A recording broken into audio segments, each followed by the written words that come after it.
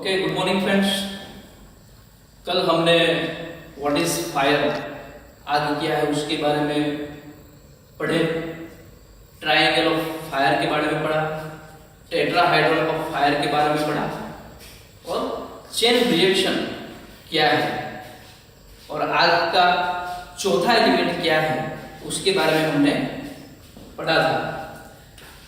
आग किस तरह से लगी है, आग किस तरह से आगे बढ़ती है, वो हमने कल के लेक्चर में पढ़ा था। आज के लेक्चर हमारा है एक्सटिंग्विश मेथड ऑफ फायर, यानी कि आग बुझाने की प्रक्रियाएं। तो फर्स्ट ऑफ ऑल हम एक ही ट्रायंगल हम बनाते हैं पहले कि ट्रायंगल में से हमको तीन प्राइमरी एलिमेंट थे, हमारे प्रिंसिपल एलिमेंट थे, ऑक्सीजन था, हीट था और फ्यूल था। तो ये तीन एलिमेंट हमारे पास है और हमारा अभी आज का जो कंटेंट है वो एक्सटिंग्विश मेथड ऑफ फायर। आग लगने के लिए प्रिंसिपली 3 एलिमेंट चाहिए। तो ये 3 एलिमेंट्स में से पर्याप्त मात्रा में कोई एक एलिमेंट को हटा दिया जाए तो डेफिनेटली आग बुझ जाएगी। ठीक है, हम ये आग जो है, आग को ट्रैवल होने से किससे रोका जाए और उसको किस तरह से बुझाया जाए, वही प्रक्रिया को एक्सटिंग्विश मेथड ऑफ फायर कहते हैं। तो पहले ही हम लेते हैं कि मान लो कि हमको हमारा मेन उद्देश्य क्या है, जो ट्रायंगल जो बना है, आग का जो त्रिभुज बना है उसको तोड़ना। हमने आग के त्रिभुज को तोड़ दिया तो डेफिनेटली वहां पे वो आग बुझ जाएगी। तो पहले जो आग का त्रिभुज है उसके अंदर से मैं ऑक्सीजन जो है, ऑक्सीजन को मैं कट कर देता हूं, यानी कि ऑक्सीजन को मैं निकाल देता हूं। ठीक है, अभी ये ऑक्सीजन को निकाल दिया तो ये दोनों की दोनों एलिमेंट्स है वो कुछ काम के हैं नहीं, क्योंकि उन लोगों को पर्याप्त मात्रा में ऑक्सीजन मिलने वाला है नहीं और उसको ऑक्सीजन नहीं मिलेगा तो ये ट्रायंगल टूट जाएगा और ट्रायंगल टूट जाएगा माना कि आग बुझ जाएगी। अभी ये ट्रायंगल ऑफ फायर में से ऑक्सीजन को हटाने की प्रक्रिया को हम क्या कहेंगे, स्मूथरिंग कहेंगे, या तो फिर उसको हम ब्लैंकेटिंग कहेंगे। तो उसका डेफिनेशन क्या हुआ, आग के त्रिभुज में से ऑक्सीजन हटाने की प्रक्रिया को स्मूथरिंग कहेंगे या तो फिर ब्लैंकेटिंग कहेंगे। तो ये एक एक्सटिंग्विश मेथड नंबर 1। आपको भी कोई क्वेश्चन करता है कि व्हाट इज स्मूथरिंग, तो आपका डेफिनेशन क्या होगा प्रॉपर तरीके से, आग के त्रिभुज में से ऑक्सीजन को हटाने की प्रक्रिया को स्मूथरिंग या तो फिर ब्लैंकेटिंग कहते हैं और हिंदी में कहा जाए तो उसको दम घुटना। ठीक है, हिंदी में क्या कहा जाएगा उसको, दम घुटना। अभी पहले ही लेक्चर में हमने कंपैरिजन किया था ह्यूमन लाइफ वर्सेस फायर। ठीक है, एक इंसान जो है हमारा कोई गला घोट देता है, हमारा कोई नाक बंद कर देता है, हम सांसें नहीं ले पा रहे हैं, इससे मर जाने वाले हैं। तो डेफिनेटली जो आग लगी है वो आग लगी है, उसको हमने पर्याप्त मात्रा में ऑक्सीजन देना बंद कर दिया तो क्या हो जाएगा, आग बुझ जाएगी। एक छोटा सा एग्जांपल, आपके घर को आप सबको एक्सपेरिमेंट करना है, एक मोमबत्ती जलाना है, मोमबत्ती के ऊपर एक कप को रखना है, बाद में आप उसको देखो आग रहती है या आग बुझ जाती है। ठीक है, तो हम लोगों ने बहुत सारे जलती हुई चीजों के ऊपर कंबल डाल देते हैं हम, ठीक है, उसके ऊपर ब्लैंकेटिंग कर देते हैं, जलती हुई चीज के ऊपर जाके कंबल डाल देते हैं।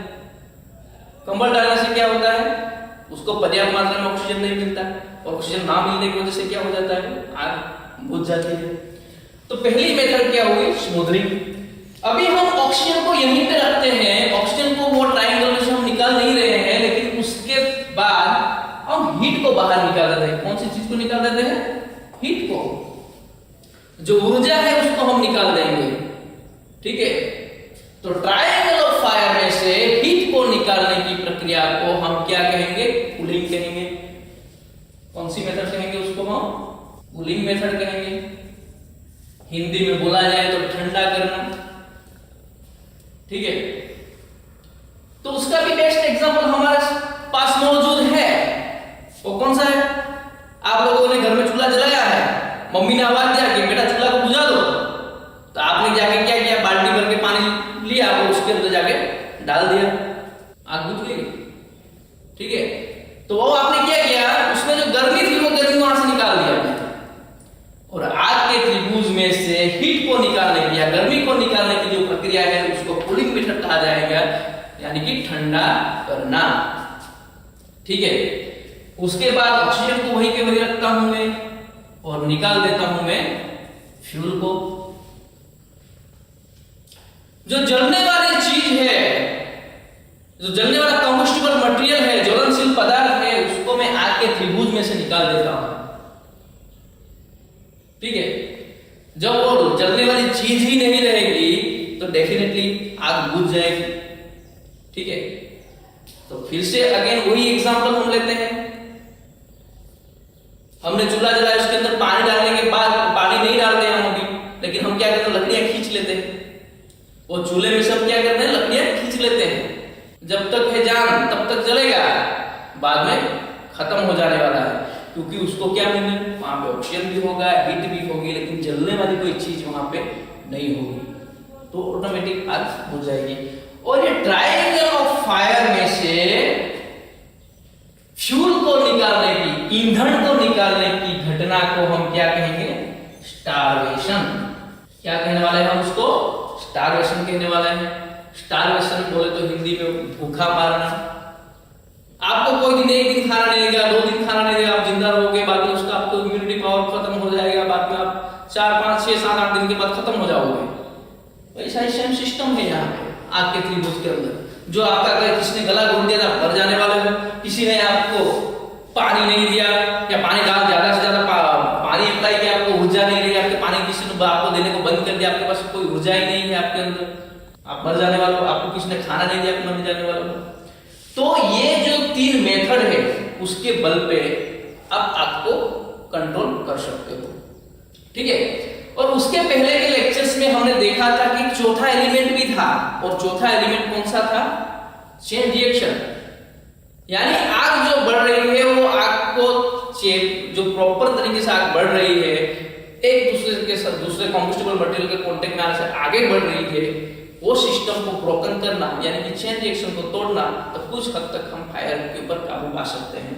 लेकिन जो प्रिंसिपली 3 चीजें जो है, 3 प्रक्रियाएं जो है, 3 मेथड है एक्सटिंग्विश ऑफ फायर की, तो पहली है स्मूदरिंग, दूसरी है कूलिंग मेथड, और जो तीसरा है स्टारवेशन।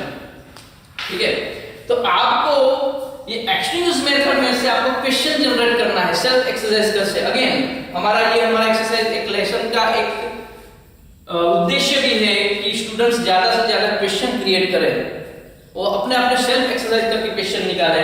तो आपको ये क्वेश्चन पहला ही आता है कि आग को बुझाने की कितनी प्रक्रियाएं होती है।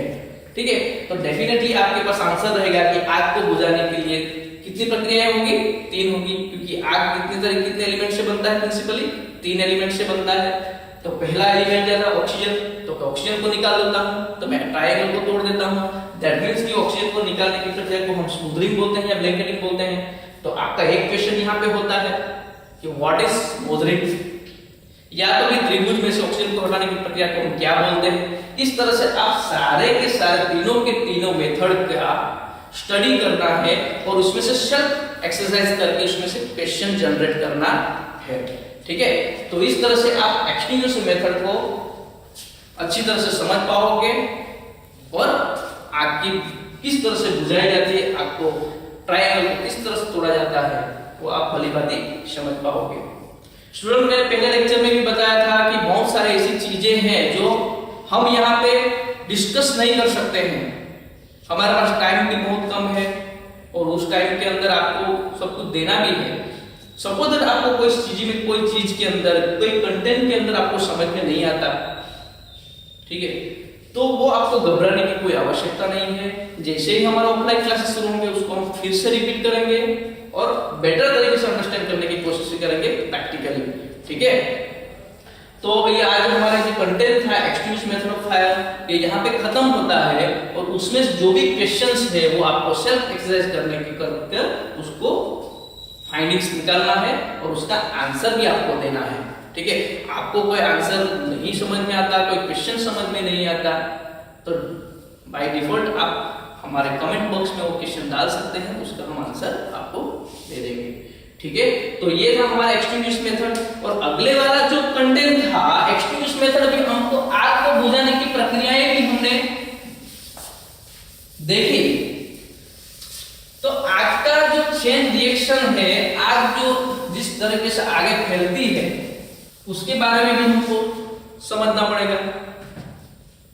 तो कल जो हमारा लेसन रहेगा, वो लेसन कल जो लेसन रहेगा उसके कंटेंट के बारे में हम थोड़ा सा डिस्कस कर लेते हैं। आज आग का फैलावा किस तरह से होगा, स्प्रेडिंग ऑफ फायर।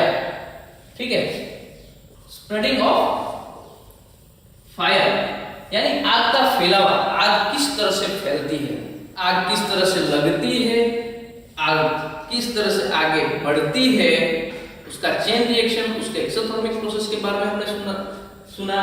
उसके बाद आग को बुझाने की प्रक्रिया को भी हमने देखा।